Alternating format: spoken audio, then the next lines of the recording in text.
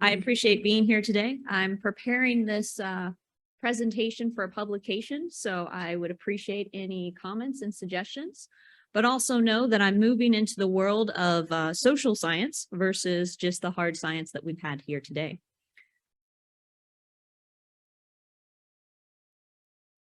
All right, so what I plan to discuss today, I'm going to go over a decadal survey that I conducted. This is a very personalized survey. It involves about 10-year gaps. So I conducted the survey first during 2012, and then I conducted the survey again this year. And we're really looking at the perception of satellite cybersecurity. So just to get some interaction here, how many people in this room actually think satellites can be hacked? Well, you will very much be interested in my survey of space professionals because I'm not sure they agree with you. All right, so who I am, I'm Rachel Jones. I'm a Ph.D. student at the University of North Dakota, but I'm also a operational technology research and developer from Savannah River National Lab. I have a very interdisciplinary background, and I hope that is well reflected in my work here today. So let's go back to my days at the International Space University. It's in Strasbourg. I don't know if anyone knows Strasbourg, France, but it's a great place. And the International Space University is a diverse campus, meaning we had 53, I think, students in my class, and we represented people from over 43 different nations. So it was a great discussion. And I know most of you don't read reports to Congress, but if you did read reports to Congress, something big happened while I was attending there. In 2011, this report to Congress actually talked about the hacking of two satellites in particular, Landsat 7 and Terra Earth Observation Satellite System. Sorry, I'm trying not to use acronyms. I know we're from multiple disciplines here. And what was really interesting about these mentions of the satellite hacking is that they said that Landsat 7 was hacked for about 7 minutes, but they did not take over command and control of capabilities of the satellite, where in the case of Terra, they said the option was given for hackers to actually command and control the satellite. From that economic report, we have multiple news articles that came out that year. I pulled two. I do not have any, this is just what came up first in Google, so please do not place any precedents on the news articles I did select here for this. But we have Daily Mail, real life Star Wars, US claims Chinese military were behind hackers who seized control of 2 US satellites. And then space.com, hackers interfered with 2 US government satellites. So what really became the discussion between my classmates and I is, do space professionals themselves believe cyber attacks against satellites are possible? And the resulting secondary question from this is, should there be mandatory security minimums for all satellites, not just those of US government nature? From that, I've developed a kind of specialized statement of the problem here. I really wanted to look at the space industry's perception and not reality. I don't want to go into, is this true? Did this really happen? Or is this not? I really want to look at, do they believe it's true? And this is focusing particularly on the cybersecurity risk posed to space assets. So not only satellites, but also the ISS, space vehicles, and other things would be considered in this. So back in 2012, I did a survey of about 157 people. Of those, about 135 were full surveys and were used for the gathering of this data. And these represented 22 different countries, or representatives from those 22 different countries. Thankfully, my university hosted, I think, 2 different space conferences during this time, so I was easily able to get participants for my survey result. And this is the very first question that they received.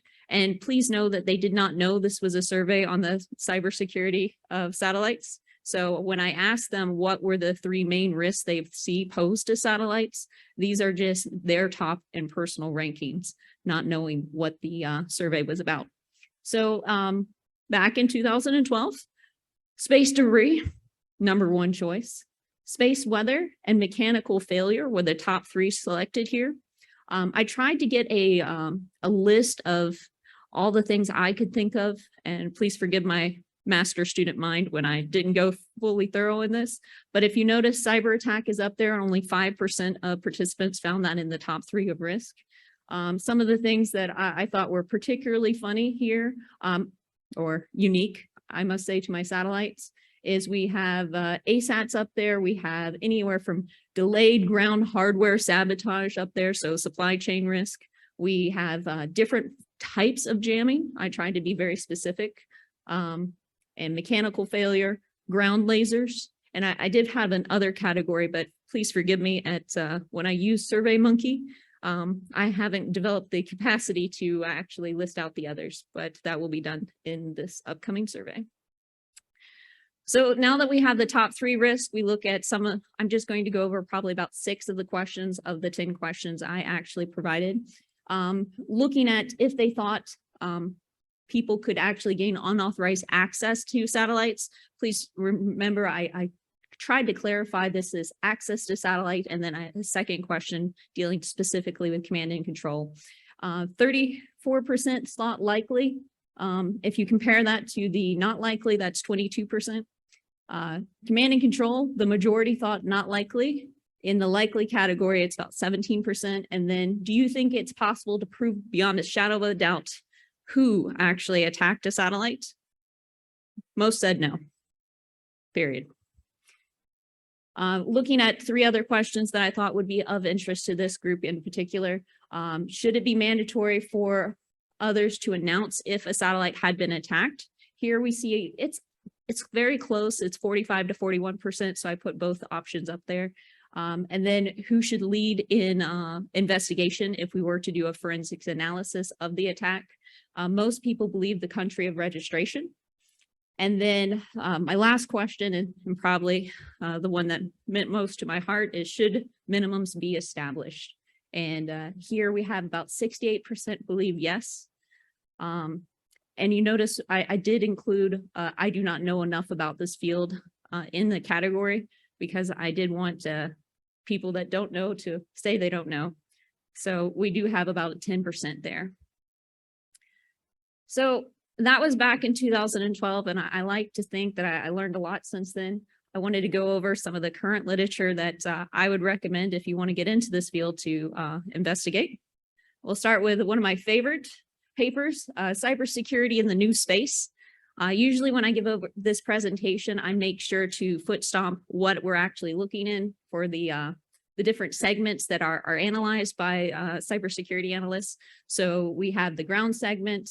We have what's called a pre-launch facility. Other people might actually call out a user facility. We have the user segment, space segment, and then later on we'll talk about the link segment, which is probably everyone in this room's favorite segment. Then I also want to bring to your attention this paper by Aerospace Corporation. What was really unique about their work is 2 separate things. First, they defined the attacks possible by their segments. You can see here for current cyber threats to each segment, we have the space segment, the user segment, the link segment, and the ground segment. And this authors or band of authors or think tank does a great job of really calling out the different methodologies used to attack satellites, and it recommends some solutions. Now, the next chart is not an eye test, I promise, but it really, I want to just call out this chart in particular because it begins the process of outlining the various policy organizations that are working towards solving this problem or doing some integration work. Now, I love papers like this, and this is something I really wanted to foot stomp and call out, is there was some great papers that talk about how many of the current reports about satellite cyber hacks might not have actually happened at all. And it's always good to see the other side of the perspective. I noticed most people here raised their hand when they thought that satellites could be attacked, but I didn't ask you specifically, had they been attacked? And there's many case studies that are out there of incidents that happen. I don't know if you saw the recent one at Black Hat where they used an SDR, a hack RF, to actually get the bent pipe part of a Canadian decommissioned satellite to actually replay their normal attacks. That would normally be added to this list probably if it happened or not, but you'll notice that when you go to many cyber conferences, they tell you what they did, but you can't really replicate it yourself. My lawyers in the room can tell you that there's a lot of paperwork and policy that goes into pen testing and permissions that you must have. So it's not like the average scientist can go out and like, let's see if I can do that too. It's very hard. So when people talk about cyber attacks, you really have to look at, did this really happen? Well, you have to take their words for it or look into the research. And this Switzerland think tank actually put together a list of popular case studies that are used throughout our lives. And their statement is that these actually didn't happen. If you notice that up here is the Landsat 7 and Terra hack on their belief of things that didn't really happen. And they have a lot of very good evidence that goes to talk to them about this. For example, the paper originally said that the ground station that was compromised used to conduct the attacks, they got primary source material or statements from that ground station, and that ground station said it never happened. So it's a quite a he said, she said argument that's cool. I find fairly amusing and fun to read. So late night reading. These are some other things that they said never happened that is often popularized as having happened. So moving on. This is actually a workshop produced by AIAA, and they do this, I think, every fall. And what's really great about this workshop, and it talks about the space domain cybersecurity framework, and they labeled the different layers of the attack and what kind of attacks would be used for those layers. This framework is really nice because it goes over some of not only the cyber aspects of the attack, but it talks about some of the environmental aspects of the attack and why cyber attacks are hard. And we did get into gamma radiation in a number of talks today. So gamma radiation is one of those wonderful, I don't want to say randomizers, but wonderful things that we don't know enough about. And it also is the commonly referred to as the cause of something called a bit flip. And for those that are not cyber in nature, basically it takes a 0 and makes it a 1 or vice versa. And I've been told by coders that, you know, you kind of want the 0 to stay a 0 if it's supposed to be a 0. Minor detail, right? So the process of having a satellite in outer space has environmental conditions that make it very hard to forensically analyze if that attack actually took place. So there's always going to be a layer of doubt. And this presentation actually spells out a lot of those layers of doubt and does a really good job. So I wanted to make sure I called them out. And here in the blue box, I also listed out their case studies that they go over during their course.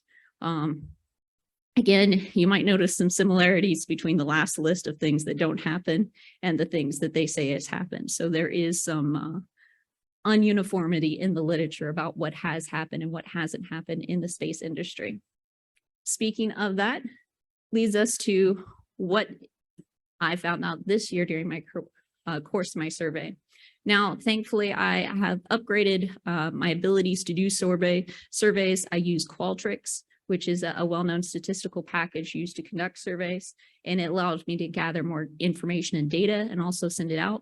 I did get about 130 space professional participants for this survey, but I would like to note that I didn't quite get the international participation that I would have liked, or as seen in my past survey, most of my respondents were from the US, Europe, and South America.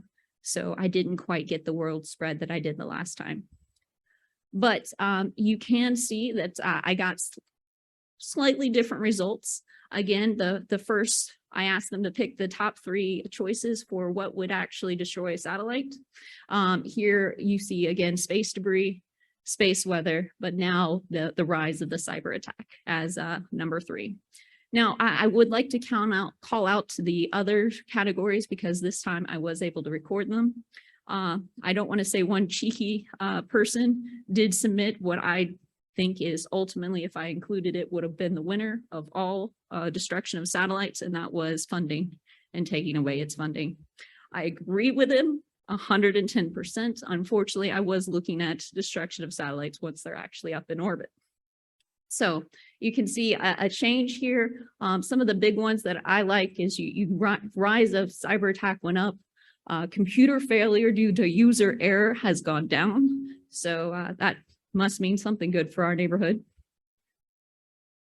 I do like to compare the two, and I think seeing them side by side kind of gives you a better perspective of the data and the results. As you see, I kind of went to the top 5 there and the top 3 here, so you can see the differences yourself. Going back to the next 2 questions, I'll just skip ahead to the comparison slide because it makes it a little bit easier to talk to. When people don't know statistics or econometrics really well, I try to be very simple. It's like, look at the shape that it creates. And if you look here, you can definitely see that there's a large bump in likely, and the other 3 categories are kind of down. So here you can see a larger gap for likely versus the first one. And here you can see there's for the second question dealing with command and control, you see not likely is very distinguished, and the other choices aren't as close. But the major change between 2012 and 2022 is you have a dichotomy for both likely and not likely. Both of these choices are very close. And if you'd like the math, I can get into statistics and F factors later. Going on to the next 2 questions and their comparison. Here we see a greater, I guess they think that you can prove one group is responsible for attack more, yes and no, but those numbers are still pretty close and are getting closer. So I would say that this is something that is still in debate. The second, should it be mandatory for commercial satellites to publicize cyber attacks? We're getting a majority of yes and 34% no. So I think that is something for the policy members to consider further research on. And then our last 2 questions. The first question really struck me as interesting because it didn't change as much as I thought to, or that the other questions actually changed in scope and perspective. So here we still have the country of registration as the one that they believe should investigate any possible cyber hacks. And this struck me also as odd. Another or different countries or countries both remained 0 throughout 2012 and 2022. Maybe we shouldn't consider that at all. But my favorite question has been the rise or the increase in number of participants that believe there should be a cybersecurity minimum standard for all satellites and not just government satellites, which I think is the main takeaway from this.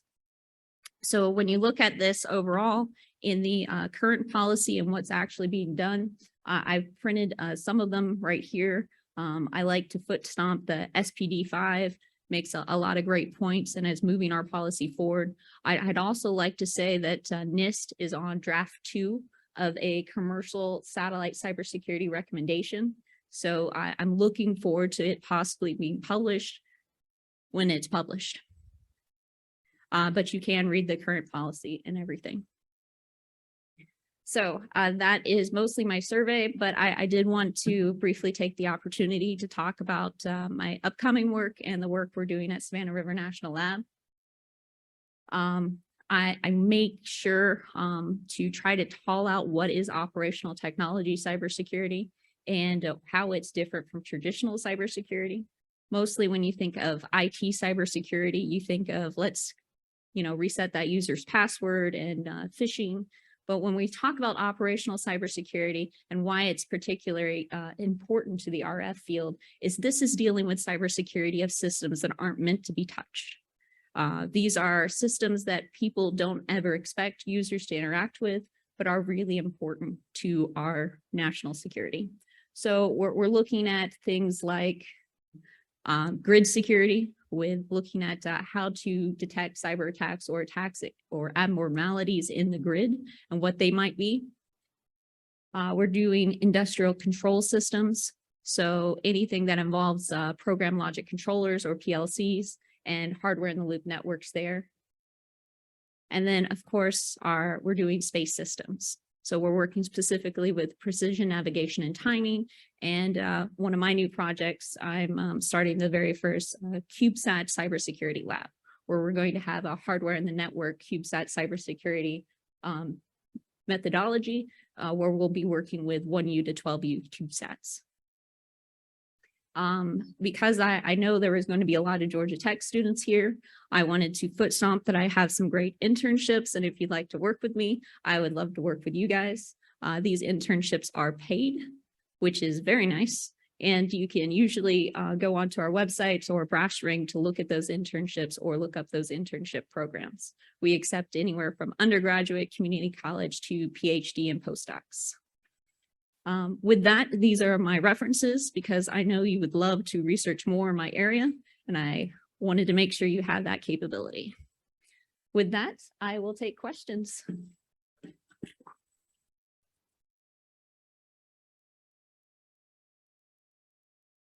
I just had one question. What's the current mix of public to government satellites percentage-wise floating up there? All right, so January, there was about 4,500 satellites. I cannot say which ones are considered government versus public satellites just because of the, while in the US, we have a very hard distinctions of this is government, this is public, they don't have those in other countries. So I apologize, but I can't get you that answer right now. I know that the rise of the private or the companies will be growing, so I can say that. Rachel, that was very good. You made an interesting observation that forensically it's hard to tell if it's been hacked but not really changed, and even more importantly, who did it. Have you thought about, or will you think there'll be research in the future to not only embed cybersecurity in hardware and software, but embed some sort of a black box that would actually record some unusual events that would be downloadable later on? So in the normal cyber world, we would call these logs, and there are numerous programs that actually record logs, and you can get logs, but you must understand that getting logs all the time can be, it would take up a lot of bandwidth is probably the biggest thing. And recording those logs, I'm pretty sure, I am not on some government list. I'm pretty sure it's done, but I wouldn't be the one to ask.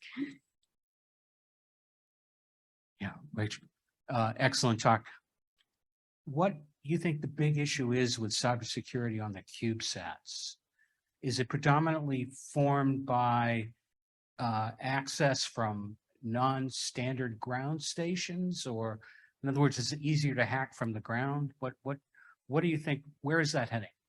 So the CubeSats are very unique in the fact that you have a competition of the mind for your space. Everything equals space and money. If you want this sensor, it's going to take how many millions of dollars to launch it? So there is a competition of interest there between science and security, and you'll always find that. And with CubeSats in particular, it's hard to build in security to such a small space. So there is less opportunities to make sure things are hardened. You're working with the public RF sphere, so encryption could be an issue. These are things they consider. And if there's no minimums and no basic need for security or mandate for security, usually there won't be security. Right, thank you. We have a web question.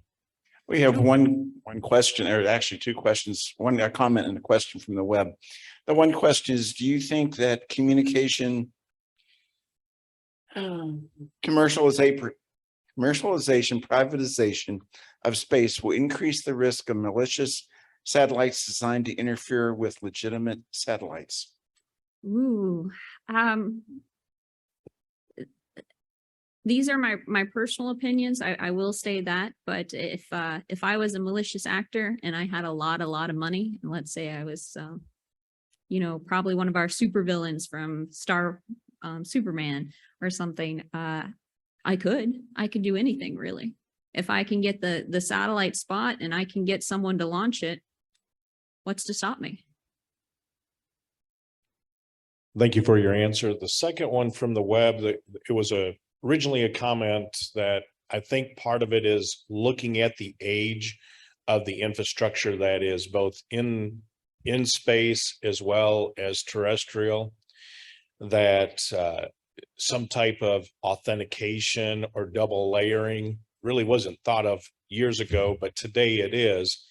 What do you think using new layers of authentication, how will that help not only prevent the cyber attacks, but also aid in tracking who's doing the hacking?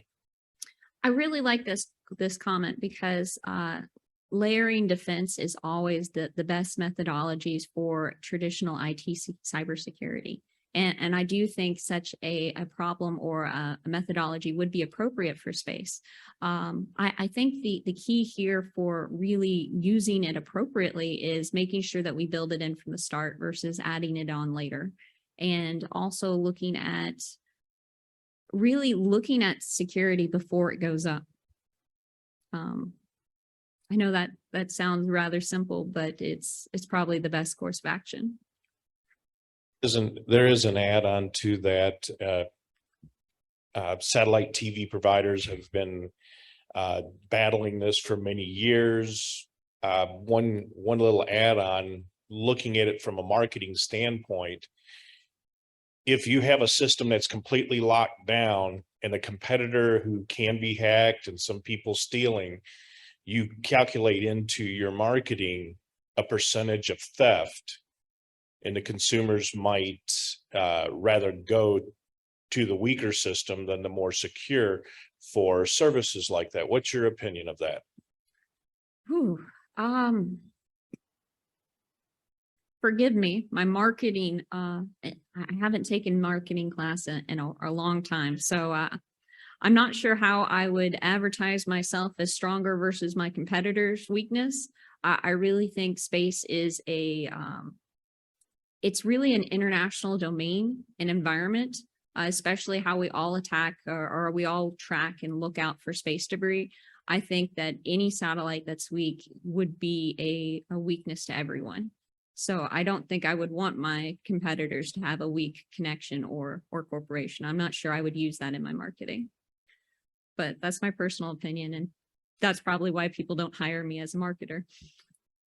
Another question? All right, one more. Thank you for everything you've shared with us today. Unlimited budget, 6 of the world's greatest hackers. What's the first tool you would want? Is it the greatest RF device to break through the RF security, or the greatest supercomputer to get onto the satellite? What's the first tool you buy?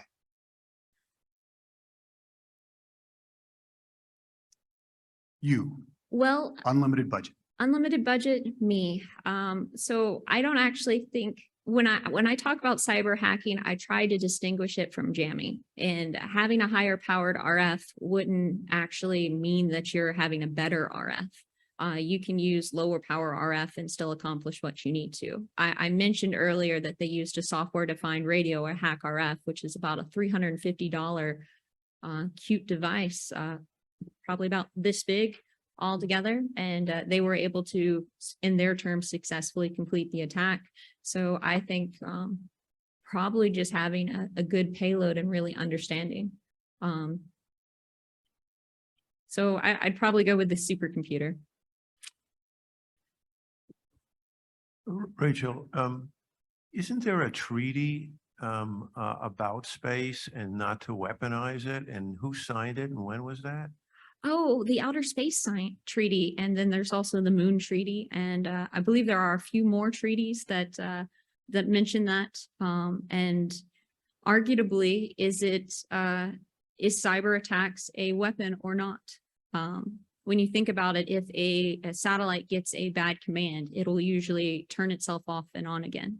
That's it's if you have a satellite or a rover that is in distress and you need to reprogram it and you need to get through its a glitch in the system, is that good or bad hacking? There's a lot of gray area when it comes to cybersecurity because there are positive and negative uses of the tools and capabilities.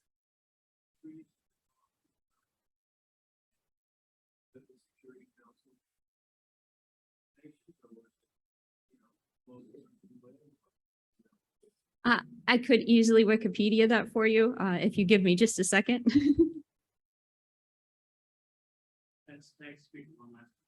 Thank you.